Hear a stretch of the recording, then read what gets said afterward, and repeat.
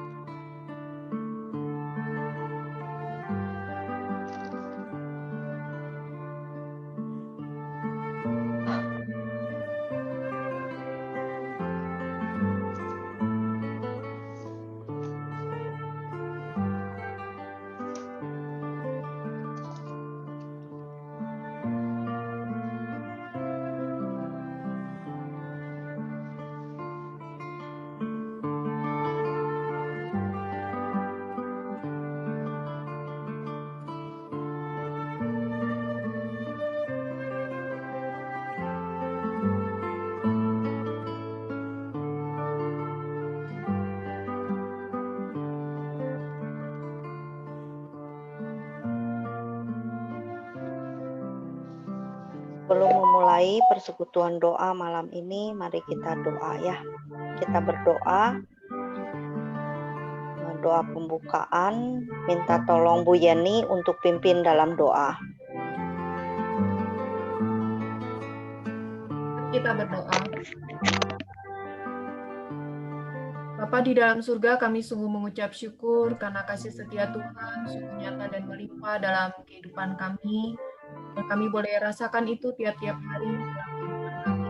Di tengah-tengah situasi dan kondisi pandemi yang kami alami saat ini. Terima kasih Tuhan, terima kasih sayang Tuhan, segala kebaikan yang Tuhan nyatakan. Dan kami bersyukur untuk waktu, kesempatan pada malam ini yang sekali lagi Tuhan berikan kepada kami. Untuk kami boleh bersama-sama bersekutu, sama-sama kami memuji, menyembah Tuhan, memuliakan Tuhan. Sama-sama kami belajar dan merenungkan firman Tuhan. Dan bersama-sama kami boleh menaikkan setiap doa dan permohonan kami. Kami boleh saling mendoakan satu. Kami mau menyerahkan persekutuan doa kami pada malam ini dari awal hingga akhirnya sepenuhnya pada tangan kasih dan bimbingan Tuhan. Mohon Tuhan memimpin, memberkati setiap kami. Terpujilah Engkau ya Tuhan, di dalam nama Tuhan Yesus kami berdoa, kami bersyukur. Amin. Persekutuan doa malam ini dengan tema hidup bagaikan uap. Yakobus 4 ayat 14 berkata, "Sedang kamu tidak tahu apa yang akan terjadi besok. Apakah arti hidupmu? Hidupmu itu sama seperti uap yang sebentar saja kelihatan lalu lenyap. Karena itu pergunakanlah waktu yang ada, karena hari-hari ini adalah jahat. Hidup bagaikan uap."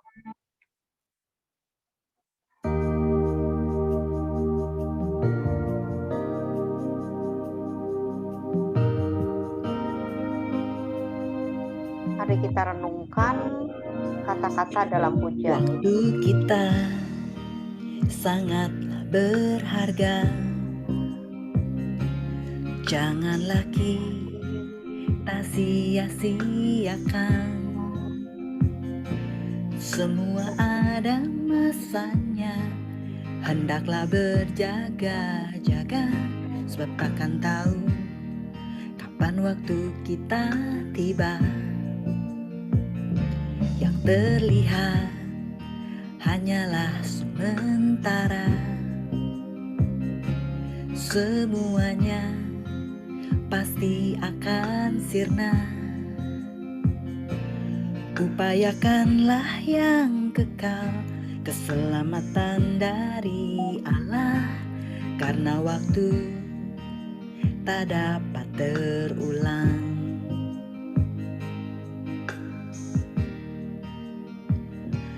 Hidup ini seperti uap, kapan saja bisa lenyap.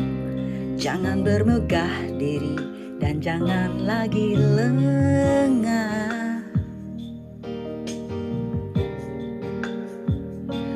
Hidup adalah anugerah, butuh jalani dengan bijak. Kejarlah kebenarannya di atas segalanya.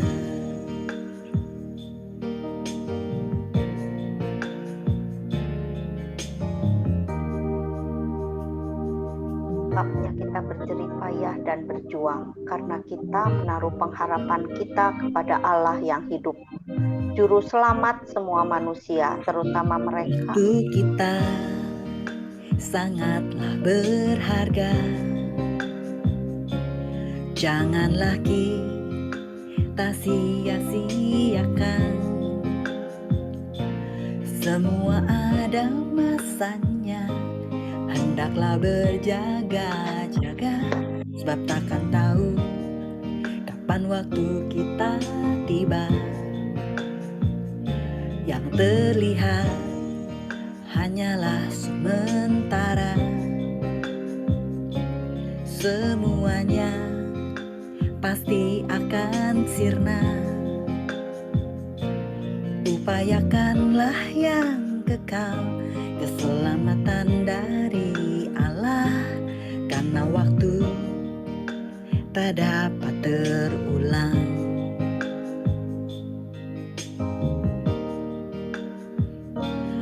Hidup ini seperti uap, kapan saja bisa lenyap. Jangan bermegah diri dan jangan lagi lengah.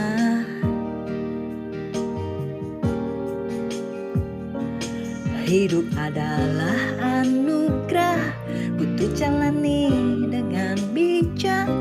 Kejarlah kebenarannya di atas segalanya.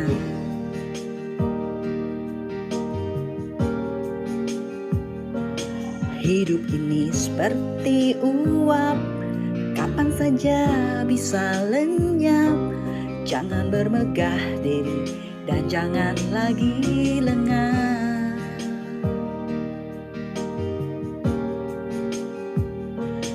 Hidup adalah anugerah, jangan kejar yang sia-sia. Hidup takut akan Tuhan, terus berpaut padanya.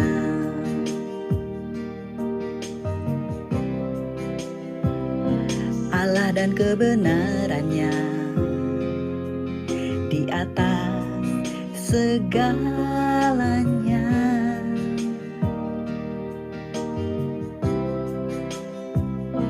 Allah dan kerajaannya jadikan yang utama.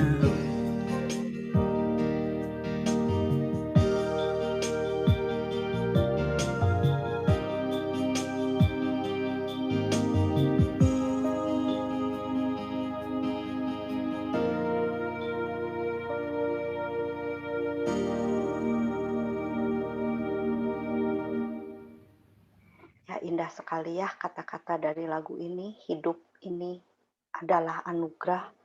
Jangan sampai kita sia-siakan. Kita pakai hidup kita untuk kemuliaan bagi nama Tuhan. Karena kami tahu bahwa jika kemah tempat kediaman kita di bumi ini dibongkar, Allah telah menyediakan suatu tempat kediaman di sorga bagi kita. Suatu tempat kediaman yang kekal, yang tidak dibuat oleh tangan manusia. Karena itu kumpulkanlah bagimu harta di sorga. Di sorga ngengat dan karat tidak merusakkannya, dan pencuri tidak membongkar serta mencurinya. Karena di mana hartamu berada, di situ juga hatimu berada. Dunia ini bukanlah rumahku. Kita renungkan juga kata-kata di dalam pujian ini ya, sambil kita boleh nyanyikan bersama. Dunia bukan rumahku.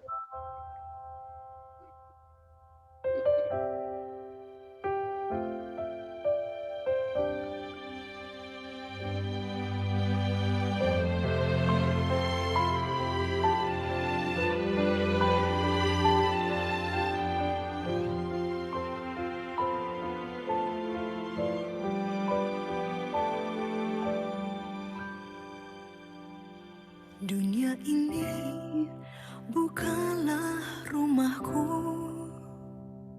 Semua yang ada hanya sementara. Tak ada satupun yang dapat ku bawa saat ku kembali padanya. Ku sadari singkat hidup ini seperti embun pagi yang datang dan pergi. Selama ku hidup, senangkan hatimu. Ku yakin kembali padamu. Janjimu kan membawaku di mana kau ada, aku pun berada. Ku nanti datangnya harimu, bila tiba saatnya, ingatlah aku, bahwa ku tinggal bersamamu.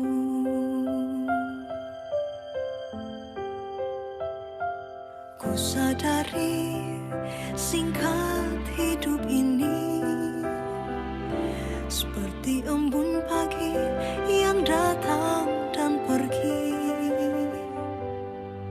Selama ku hidup, senangkan hatimu. Ku yakin kembali padamu. Janjimu kan membawaku di mana kau ada, aku pun berada. Ku nanti datangnya harimu, bila tiba saatnya, ingatlah aku, bahwa ku tinggal bersamamu.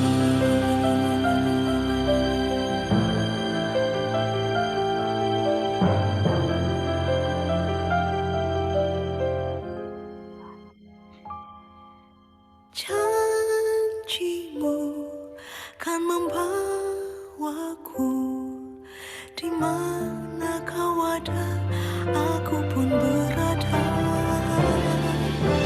Ku nanti datangnya harimu, bila tiba saatnya, ingatlah aku, bahwa ku tinggal bersamamu. Bila tiba saatnya, ingatlah aku, bahwa ku tinggal bersamamu.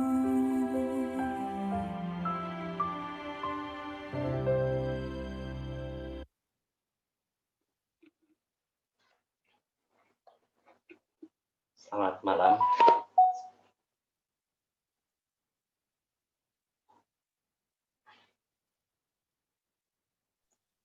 Oke, selamat malam Bapak Ibu sekalian.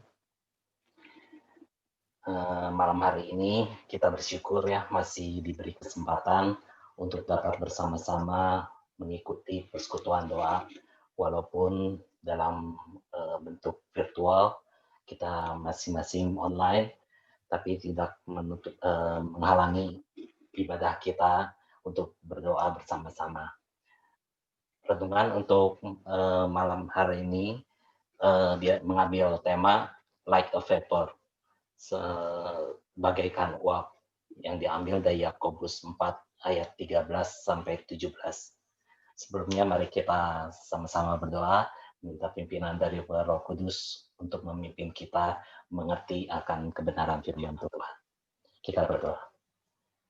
Tuhan Bapa kami di surga, kami mengucap syukur dan terima kasih jika pada malam hari ini kami dapat bersama-sama untuk dapat merenungkan kebenaran firman Tuhan.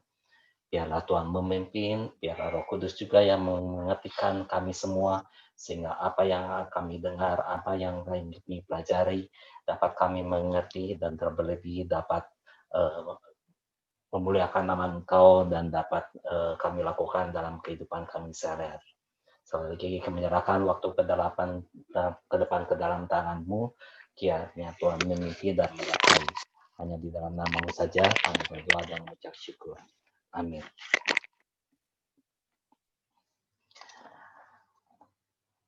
Saudara-saudara sekalian, kita akan bersama-sama untuk membaca daripada perikop kita dari Yakobus 4 ayat 13 sampai 17. Yang berbunyikanlah firman Tuhan yang berbunyi demikian. Jadi sekarang, hai kamu yang berkata, hari ini atau besok kami berangkat ke kota Anu, dan di sana kami akan tinggal setahun dan berdagang serta mendapat untung. Sedang kamu tidak tahu apa yang akan terjadi besok. Apakah arti hidupmu? Hidupmu itu sama seperti uap yang sebentar saja kelihatan lalu lenyap. Sebenarnya kamu harus berkata-kata, jika Tuhan menghendakinya, kami akan hidup dan berbuat ini dan itu. Tapi sekarang kamu memegahkan diri dalam congkakmu, dan semua kemegahan yang demikian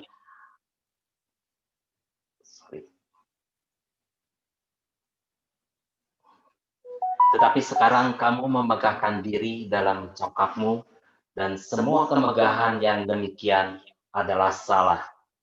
Jadi, jika seorang tahu bagaimana ia harus berbuat baik, tetapi ia tidak melakukannya, ia berdosa. Dalam menjalani kehidupan, kita sering membuat perencanaan mengenai hal-hal yang akan kita lakukan ke depan, yang tak jarang menimbulkan pertanyaan dalam diri kita. Apakah rencana yang kita buat ini sesuai dengan kehendak Tuhan? Apa betul rencana-rencana ini untuk kemuliaan Tuhan?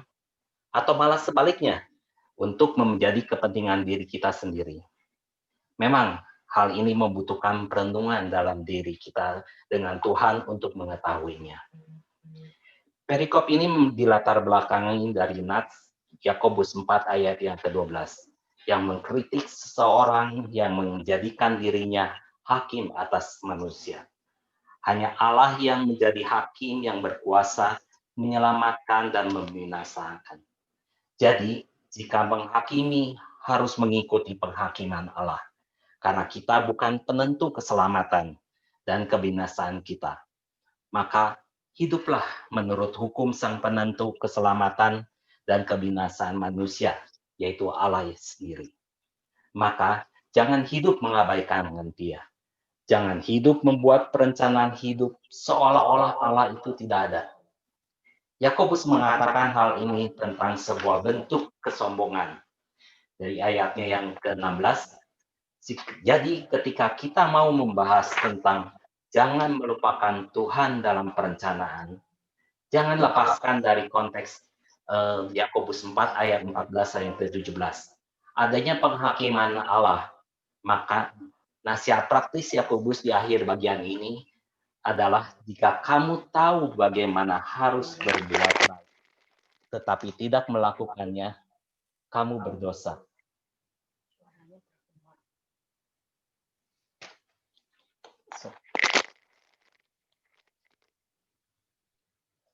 Oke. Jadi nasihat akhir Yakobus di ayat 4 ayat 17 adalah untuk aktif dan inisiatif di dalam memikirkan hukum dan rencana Allah di dalam kehidupan kita sehari-hari. Jangan hanya bekerja atau berbisnis saja, atau memikirkan kehidupan sehari-hari saja. Tetapi pikirkanlah juga masalah Tuhan dan hidup rohani di dalam hidup sehari-hari.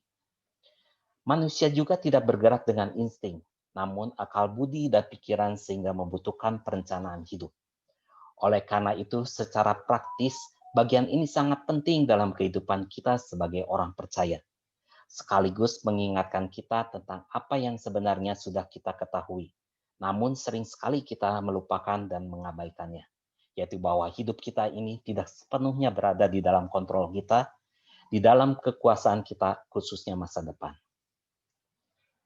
Manusia diciptakan melalui gambar dan rupa Allah, sehingga mempunyai kreativitas, memiliki will atau keinginan dan dorongan, dan serta memiliki banyak sekali kemampuan. Ada orang-orang yang dilahirkan dengan memiliki banyak sekali kemampuan dan bakat, serta potensi luar biasa yang dapat dikembangkan. Semakin besar bakat dan kemampuan seseorang, semakin tinggi self-confidence. Sejak kecil mereka ini sudah menjadi anak yang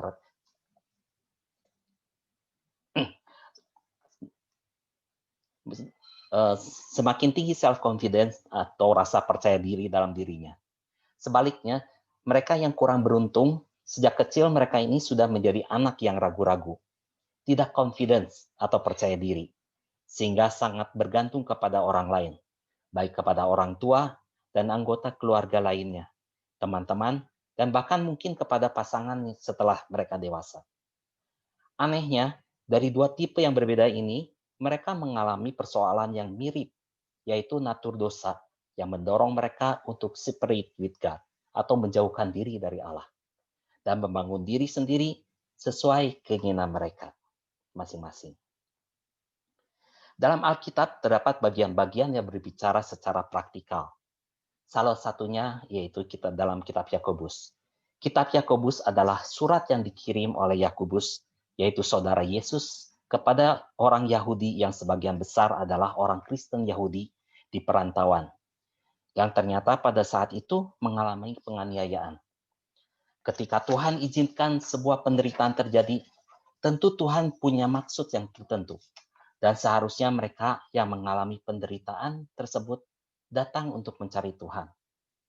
Tapi Yakobus melihat dari awal suratnya bahwa orang Kristen Yahudi pada saat itu tidak mencari Tuhan, termasuk orang-orang yang dimaksudkan dalam pasal 4 ayat ke-13-17 ini, yaitu para bisnismen atau pedagang yang tentu kehidupannya jauh lebih baik dibanding profesi lainnya pada zaman itu.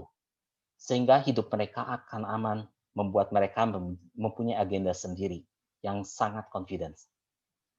Tidak ada tanda bahwa Yakobus tidak menyetujui profesi pembisnis atau pedagang ini. Yang dinasihatinya adalah sikap mereka, yang dianggap begitu percaya diri dan congkak. Bagaimana membangunkan kesadaran pembacanya untuk tidak hidup sesuai dengan kehendak masing-masing dan melupakan Tuhan dalam rencana hidup mereka. Kehidupan yang berhasil membuat mereka congkak, lupa bahwa Tuhan berkuasa atas kehidupan manusia. Akan tetapi, kecongkakan semacam ini tidak harus dihasilkan dari kehidupan yang berhasil. Ada kalanya, kehidupan yang hedonis, ambisius, dapat membuat manusia menjadi mengandalkan diri dan melupakan Tuhan. Jadi problemnya bukan pada keberhasilan hidup, tapi pada hati yang tidak menganggap keberadaan Allah. Apa sebenarnya yang menjadi masalah dalam hal ini? Mereka adalah orang yang percaya Tuhan. Maka mereka tidak mengingat Tuhan dalam membuat rencana hidup mereka. Ternyata itu adalah masalah mengenai knowing God, pengenalan akan Tuhan, yang merupakan sesuatu yang sangat sulit dipahami oleh kita manusia, bahkan sampai saat ini kita yang hidup di era modern. Anggota jemaat termasuk para majelis yang sudah melayani di gereja juga sulit memahami ini. Yang terjadi adalah mereka merasa dan berasumsi sudah mengenal Tuhan, karena mereka memiliki tingkah laku rohani yang sudah mereka lakukan, misalkan kegiatan-kegiatan yang berkaitan dengan pelayanan di gereja. Mereka tidak menyadari bahwa hal ini lebih kepada sekedar ketaatan dalam keagamaan. Menurut Pak Yakub Susatda dalam bukunya Mengenal dan Bergaul dengan Allah, bahwa ada orang-orang tertentu yang ke gereja karena lahir di keluarga Kristen, atau mulai berpikir menyenangkan berada di gereja. Dia mulai merasa menemukan identitas di gereja dan dia suka dengan kebudayaan gereja. Ada yang sudah mulai terlibat dalam aktivitas gereja, mulai ikut PA, paduan suara, persekutuan, tapi mereka belum pernah berjumpa secara pribadi dengan Allah. Jika kita melihat, barangkali para bisnismen di dalam surat Yakobus ini adalah orang yang mengaku Kristen, namun belum mengalami perjumpaan secara pribadi dengan Tuhan. Sehingga Mereka Kristen tapi masih harus mengandalkan pemikiran dan rencana sendiri dan mengabaikan Allah. Contoh tentang seorang yang memiliki agendanya sendiri adalah kisah dalam Lukas 12 ayat 13-21, yaitu mengenai perumpamaan orang kaya yang bodoh, di mana ia berencana untuk merombak lumbungnya dan mendirikan yang lebih besar, dan menyimpan di dalamnya segala gandum dan barang-barangnya. Lalu kemudian bersenang-senang, karena dia sudah menimbun banyak sekali harta.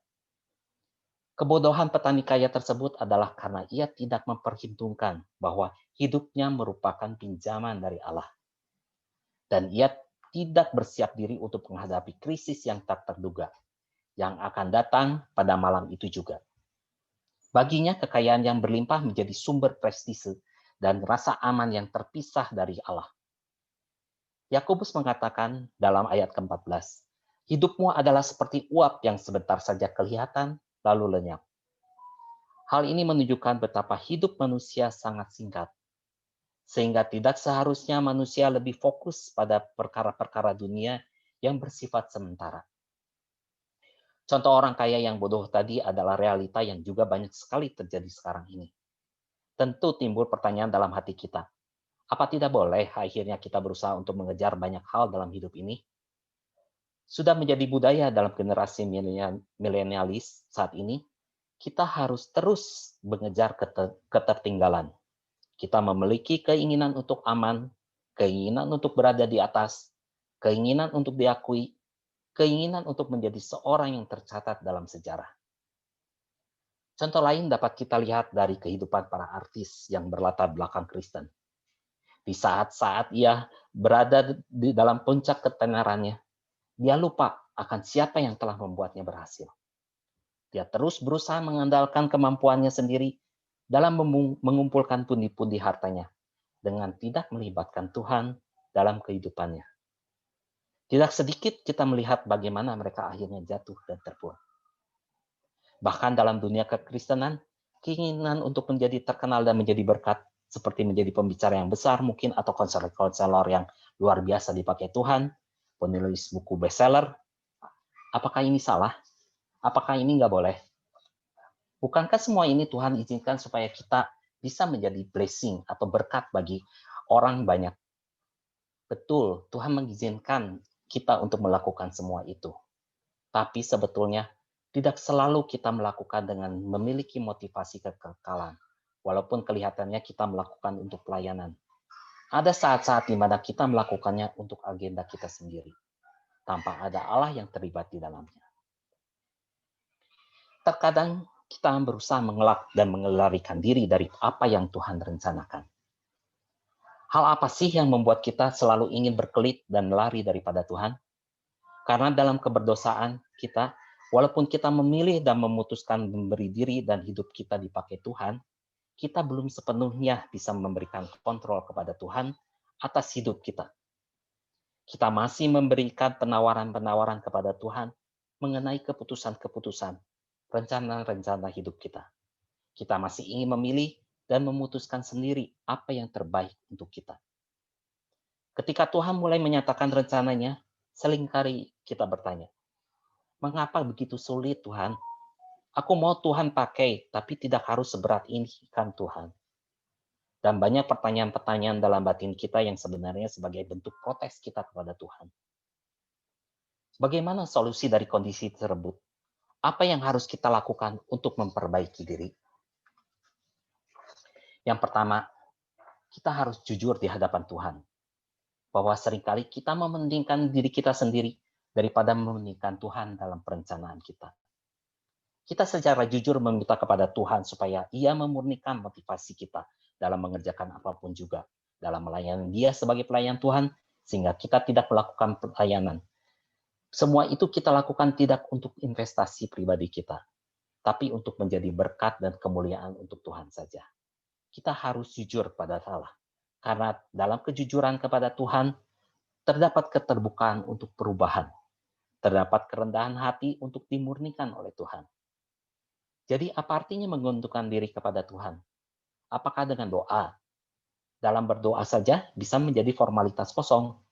Dengan memiliki kesadaran ini saja, kita belum tentu bisa lepas merdeka dari dosa yang mengubah kita menjadi seorang yang motivasinya selalu benar di hadapan Tuhan. Apa yang harus dilakukan?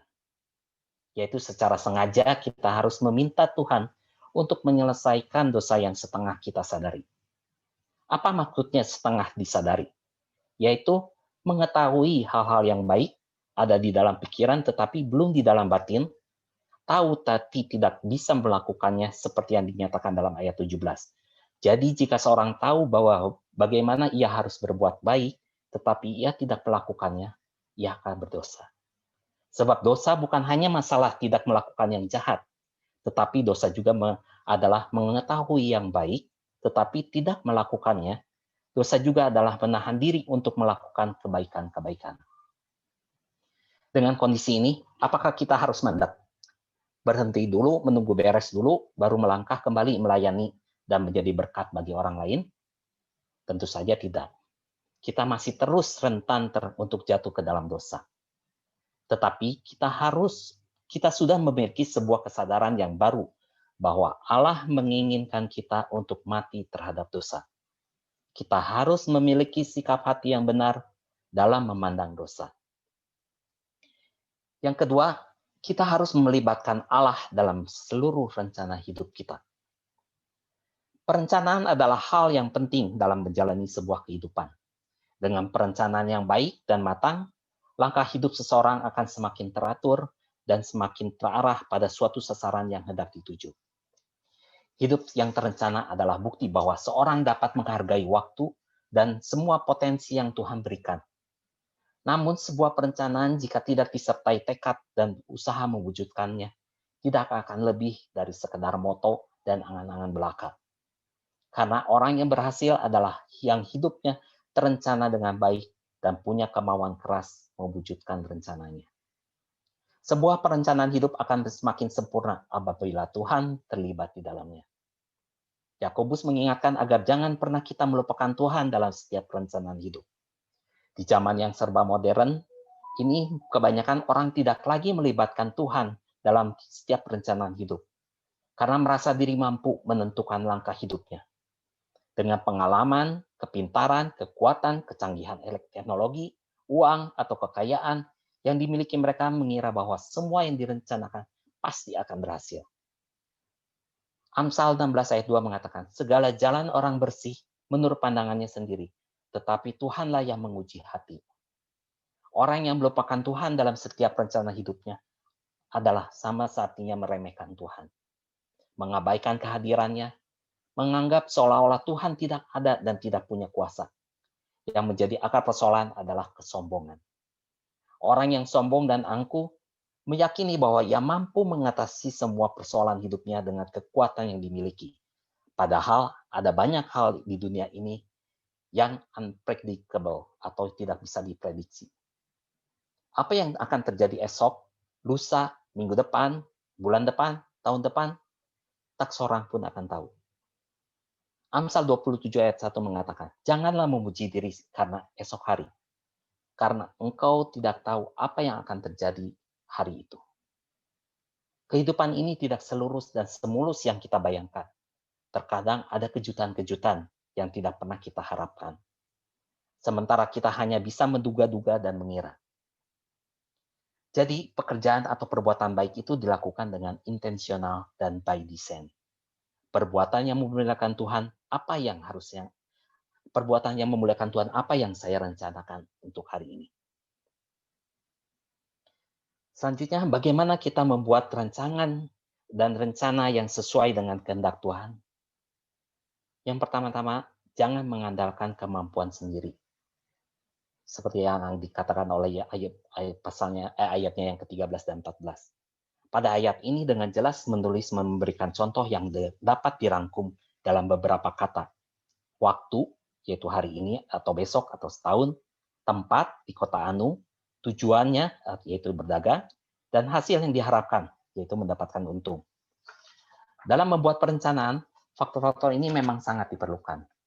Tapi seolah-olah manusia tahu bahwa dia dapat mengusahakan sesuatu jika dia mampu melakukannya tanpa mengingat sedikit pun pada penciptanya yang memberikan hikmat kepadanya untuk memikirkan hal yang baik. Yeremia 17 ayat 5 dan 7 mengatakan, terkutuklah orang yang mengandalkan manusia dan hatinya jauh daripada Tuhan. Tapi sebaliknya diberkatilah orang yang mengandalkan Tuhan. Sebagai orang percaya, kita perlu mengikut sertakan Yesus dalam membuat perencanaan bagi hidup kita. Karena dialah yang memiliki hidup ini. Yakobus menanyakan, apakah arti hidup kita? Hidup ini seperti uap yang sebentar saja kelihatan lalu lenyap. Dengan kata lain, Yakobus ingin mengatakan bahwa hidup ini sangat singkat.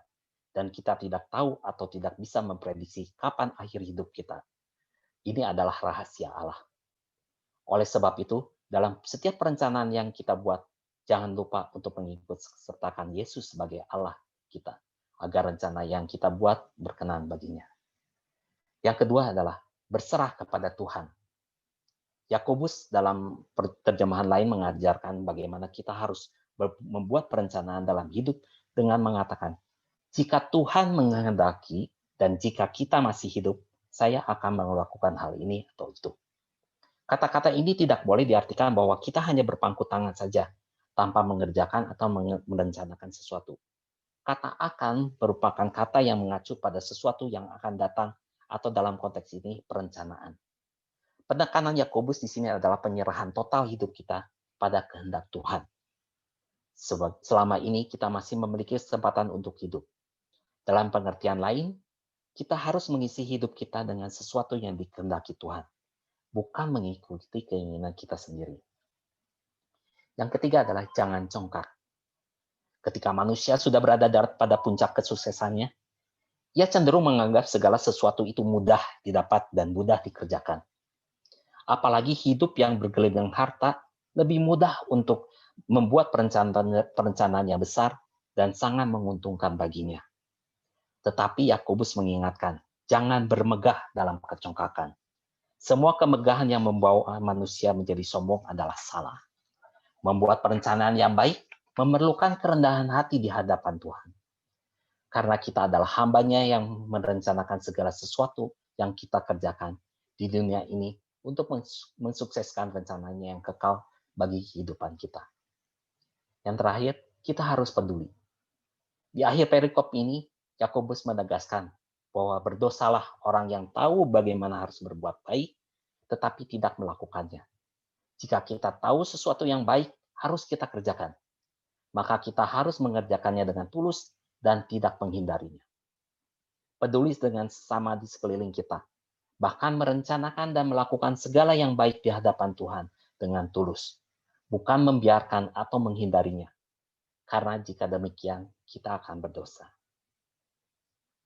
Saya akan mengajak Bapak Ibu sekalian untuk melihat satu buah klip berikut ini dan kita akan simak bersama-sama.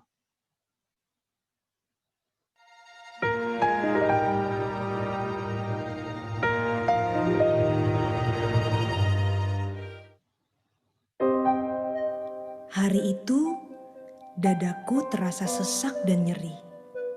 Dokter yang kuhubungi melalui telepon menyatakan bahwa aku harus segera menjalani operasi karena penyakitku sudah stadium lanjut. Walaupun kemungkinan berhasilnya sangat kecil. Ketika sampai di rumah sakit untuk menjalani operasi, aku merasakan nyeri yang semakin bertambah hingga aku tak berdaya untuk melakukan apapun. Kala itu, aku merasa bahwa hidupku akan segera berakhir. Jantungku berdebar kencang. Lalu, aku terbangun dari mimpiku. Ketika terbangun, aku masih merasakan debaran jantungku. Mimpi itu terasa sangat nyata hingga ku sadari bahwa itu hanyalah bunga tidurku. Di tempat tidur, sambil terisak, aku sungguh bersyukur karena merasa telah diberi kesempatan kedua untuk hidup.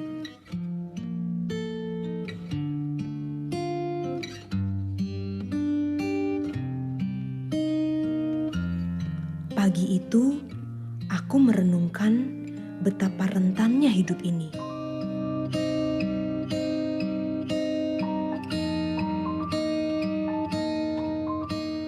tidak tahu apa yang akan terjadi 1 bulan ke depan, 1 minggu, 1 hari, bahkan 1 menit ke depan.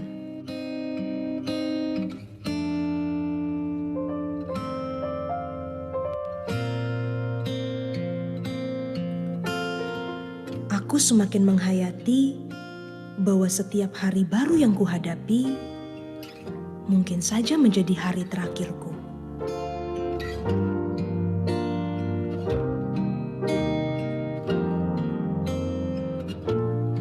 Hidup bagaikan sebuah garis tak berujung yang memiliki 2 bagian. Bagian awal yang pendek dan bagian panjang yang tak berujung.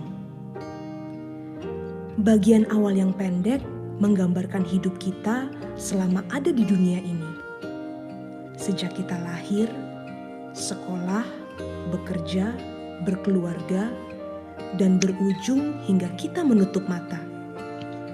Untuk sampai di ujung bagian pendek, tidak ada yang tahu kapan waktunya. Tidak harus tua dan tidak harus sakit. Bagian panjang yang tak berujung menggambarkan hidup kekal setelah kita menutup mata di dunia ini.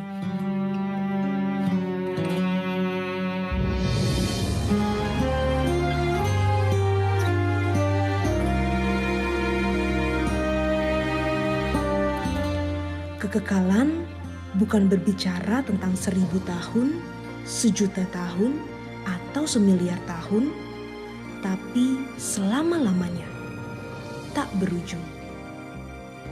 Inilah hidup yang sesungguhnya.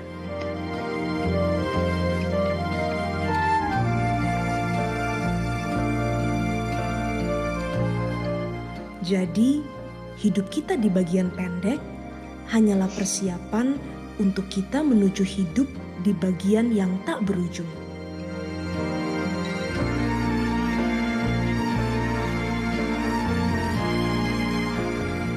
Betapa tragisnya kalau selama ada di bagian pendek, kita hanya fokus dengan kesibukan dan kesenangan hidup untuk kepentingan diri sendiri. Kita mengorbankan bagian pendek dengan bagian tak berujung hidup kita. Tanpa disadari, semakin banyak hari yang kita lalui, semakin sedikit sisa bagian pendek kita.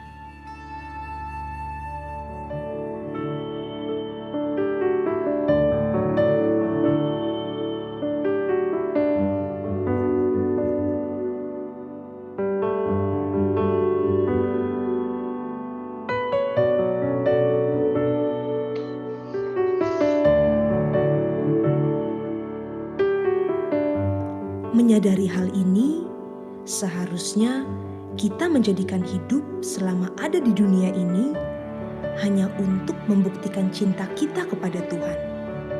Sehingga ketika membuka mata di kekekalan, kita tahu pasti siapa yang akan menjemput, yaitu pribadi yang sudah kita cintai sejak di dunia ini.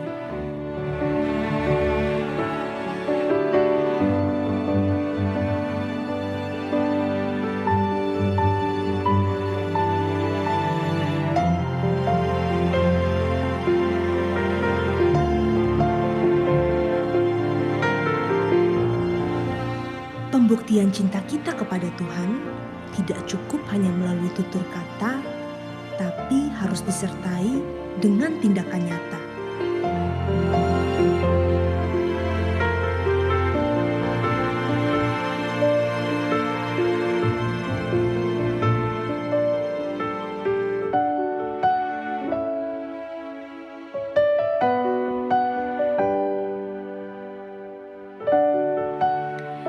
Ketika kita mencintai Tuhan, kita akan memberikan waktu khusus setiap hari untuk bersekutu dengannya melalui jam doa pribadi dan membaca firman Tuhan.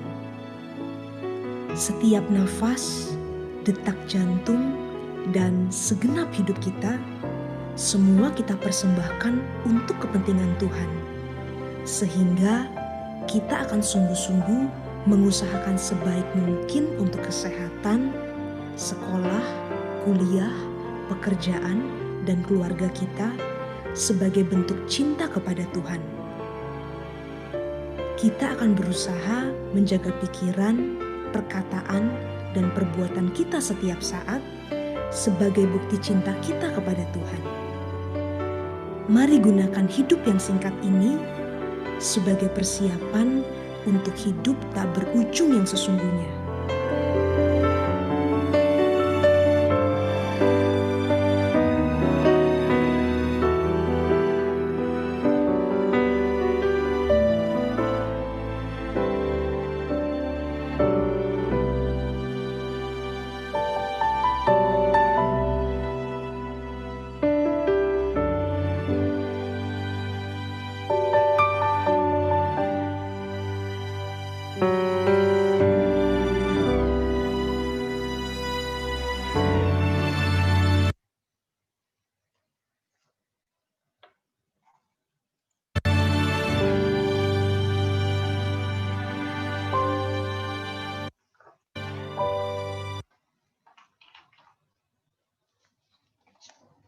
Saudara-saudara sekalian, ingatlah, hidup kita bagaikan uap yang sekarang ada dan sekejap akan hilang. Biarlah hanya Tuhan saja yang memegang kendali kehidupan kita. Lakukanlah perbuatan baik yang terencana, bukan sekadar menunggu kesempatan untuk berbuat baik, tetapi juga mencari kesempatan untuk berbuat baik. Apakah kita sudah merencanakan perbuatan baik untuk hari esok? Demikianlah perenungan singkat pada malam hari ini. Tuhan Yesus memberkati. Amin.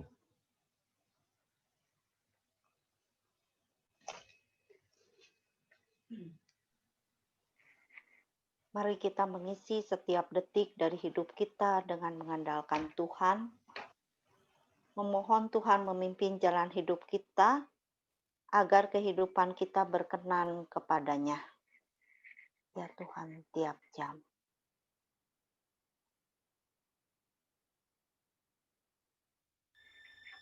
Ya Tuhan.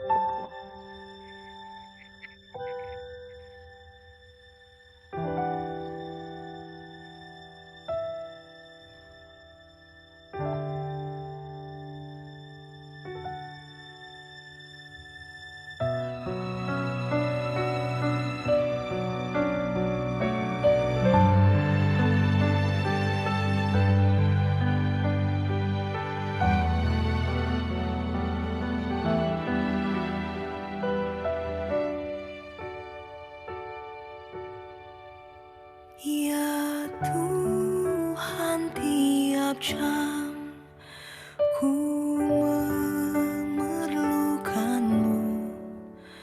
Engkaulah yang memberi sejahtera penuh setiap jam, ya Tuhan. Dikau ku perlukan, ku datang juru selamat, berkatilah.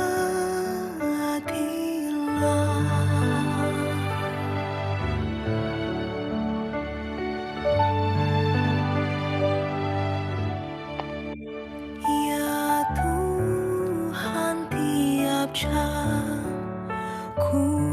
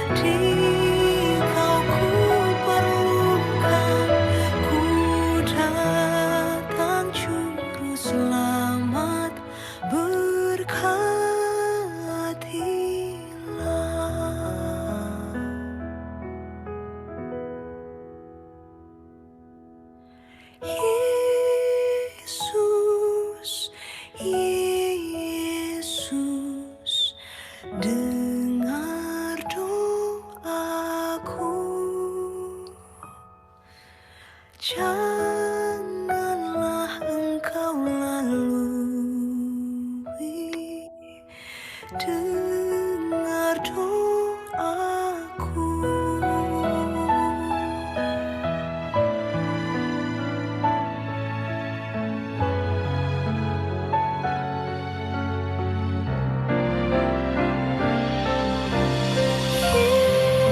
Yesus, Yesus,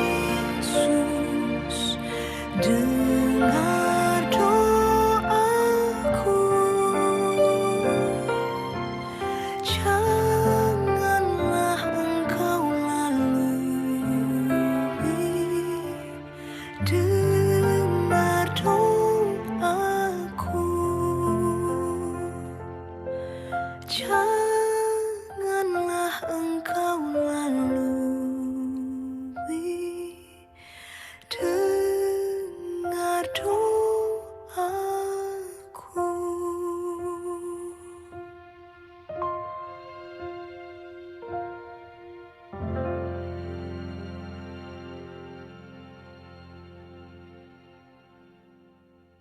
Mari kita berdoa bersama-sama dalam situasi saat ini yang berhubungan dengan COVID. Kita doakan untuk pemerintah agar dapat mengambil keputusan tepat untuk cara eliminasi COVID dan penyediaan vaksin. Kita doakan juga untuk tenaga medis di rumah sakit diberi kekuatan kesehatan dan hikmat untuk merawat pasien. Dan kita juga doakan untuk setiap penderita agar diberikan pemulihan. Mari kita berdoa bersama-sama untuk pokok doa ketiga ini. Pemerintah mengambil keputusan tepat, tenaga medis, dan untuk para penderita. Mari kita berdoa. Terima kasih Tuhan, kalau pada saat ini kami mau menyerahkan pemerintahan negara kami, Tuhan tolong agar setiap pemerintah bisa mengambil keputusan yang baik untuk menangani kasus COVID ini. Diberikan hikmat untuk mengambil keputusan yang tepat, kapan pemberian vaksin, apa yang harus dilakukan, juga protokol-protokol kesehatan yang harus dilakukan agar COVID ini tidak menyebar kemana-mana, tetapi dapat ditangani dengan lebih baik. Berdoa untuk setiap tenaga medis, kalau pada saat ini banyak dokter, perawat, maupun yang di rumah sakit terkena penyakit ini, Tuhan tolong agar mereka boleh dikuatkan, dapat melindungi diri dengan baik, dan mereka juga dapat menjaga kesehatan dengan baik. Dan Tuhan tolong ya Tuhan, agar tenaga medis ini boleh terus melayani juga dengan baik, dan Tuhan tolong agar mereka bisa mengerjakan tugas mereka dengan penuh kasih, dengan menjaga diri mereka sendiri juga, dan mereka bisa terus dikuatkan di dalam kekuatan daripada Tuhan. Berdoa untuk setiap penderita juga, Tuhan tolong agar mereka bisa terus berpengharapan kepada Tuhan, dan biarlah setiap obat-obatan yang diberikan, setiap tindakan medis yang dilakukan bisa benar-benar meringankan gejala mereka ya Tuhan, sehingga mereka boleh tetap kuat di dalam Tuhan. Menyerahkan pemerintah, pelayanan kesehatan, dan juga penderita pada saat ini, biarlah Tuhan yang melindungi, Tuhan yang menyertai dan berkati. Dalam nama Tuhan Yesus kami berdoa. Kita berdoa juga untuk kita semua agar dapat menjalani protokol kesehatan dan majelis bisa mengambil keputusan yang tepat untuk memulai ibadah offline. Mari kita berdoa untuk dua pokok doa ini.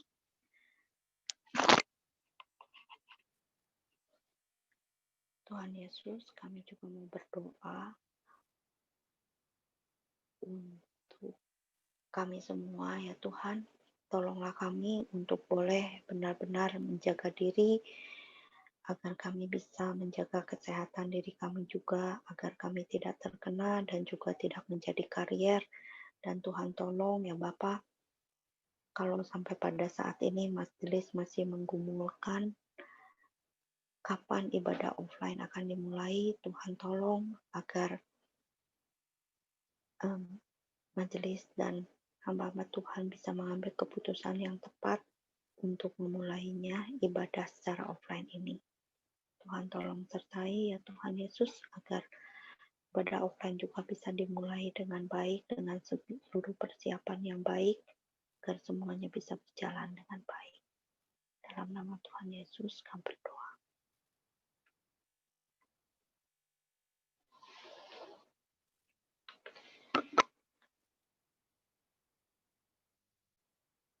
Saat ini juga saya mengajak semua untuk berdoa bersama-sama. Kita renungkan betapa singkatnya hidup kita.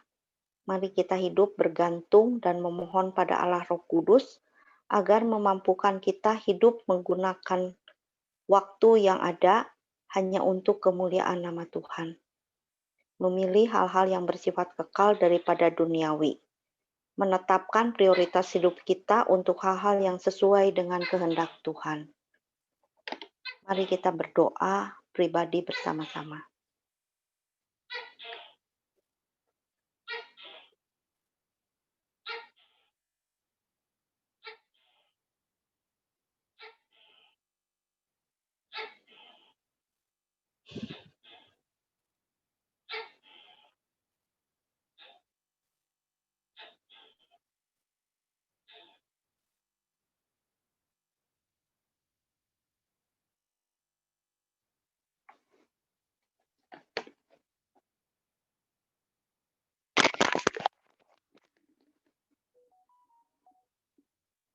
Pada saat ini juga kita akan berdoa bersama-sama untuk pergumulan jemaat di dalam masalah ekonomi, pekerjaan, dan kesehatan.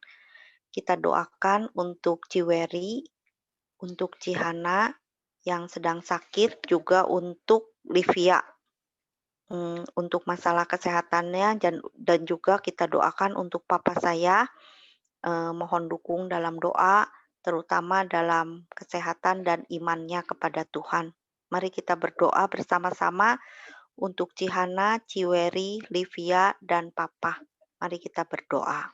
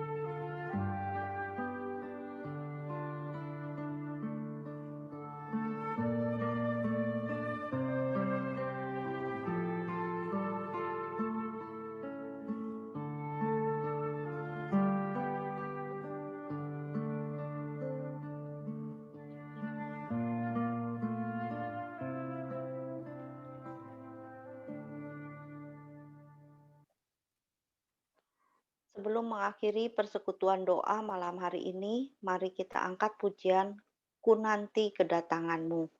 Biarlah pujian ini terus mengingatkan kita untuk mengisi setiap detik dalam hidup kita, menangkan hati Tuhan. Setelah pujian ini, minta tolong Pak Bayu untuk tutup dalam doa. Ajarku menghitung hari-hari, bentuk dan sempurnakan hidupku. Ajarku hidup dalam kebenaran-Mu, Yesus, ku nanti kedatangan-Mu. Ku ingin setia sampai akhir, selesaikan pertandingan hidupku, bawaku ke tempat di mana Kau ada, tinggal bersamamu selamanya. Ku ingin setia sampai akhir, selesaikan pertandingan hidupku. Bawaku ke tempat di mana kau ada, tinggal bersamamu selamanya. Ku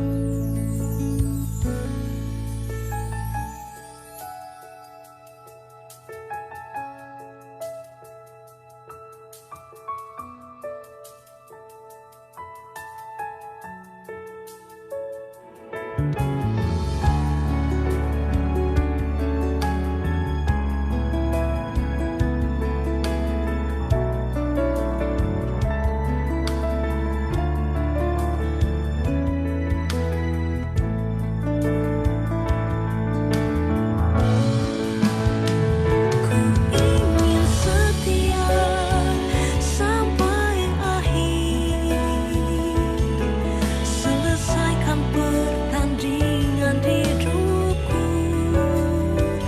Bawaku ke tempat di mana kau ada, tinggal bersamamu selamanya. Ku ingin setia sampai akhir, selesaikan pertandingan hidupku. Bawaku ke tempat di mana kau ada, tinggal bersamamu selamanya. Bawaku ke tempat di mana kau ada, tinggal bersamamu selamanya.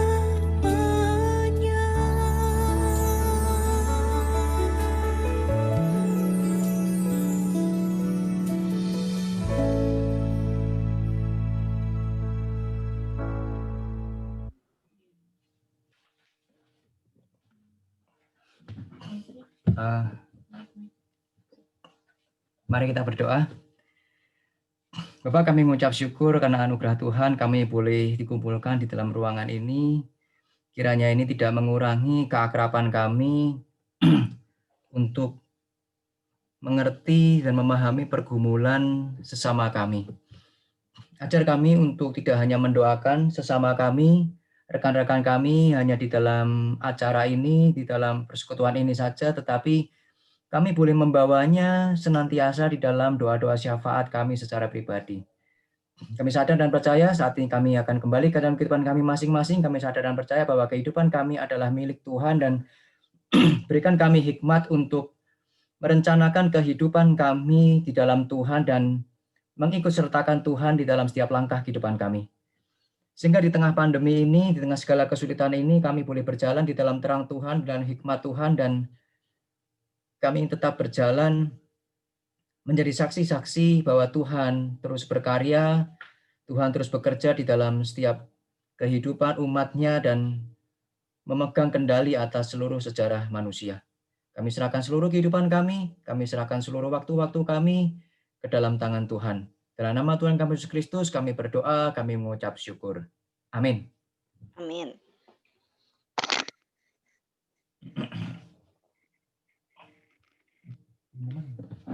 Thank you, Koking. Thank you, Cilingling. Sama-sama. Thank you. buat pelayanannya.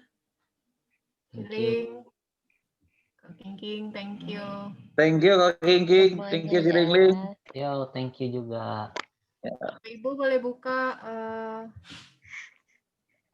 Ya, selamat malam Terima semua. kasih Kak Pak King. Ivan Cilingling. untuk pelayanannya. Thank you. Halo. Kati. Apa kabar semuanya? Terima kasih Pak Hati. Thank you, malam semua. Malam. Tetap sehat ya. Iya. Ada Jokowi sama Panda ih. Apa itu Jokowi? Itu Jokowi sama Panda, Opa. Hah? Oh iya, teman setia itu. Anda. Opa Haryanto sama Opa Alex seragam. Biru. Koher nggak ini? Koher nggak ada temannya? Kenapa? Koher Nadi. Ada di sampingku. Udah kelihatan Oma gambarnya? Ada nih. Oh. Bukan, tadi Oma bilang gambarnya belum kelihatan. Gambar dan lagu. Oh, awal-awal tadi. Oh. Yang awal-awal tadi kan nggak ada gambar, nggak ada lagunya, ada suara. Oh, gitu. Ya. Oke. Koher mana pandanya? Pandanya mana? Pandanya Pak Sun, Pak Sun. Oh, ada. Itu mah sapi, bukan panda tuh. Ya. Mundur ke diri dulu ya. Ya, Maaf, izin live ya. Makasih, selamat malam. Dadah. Ya, sampai jumpa.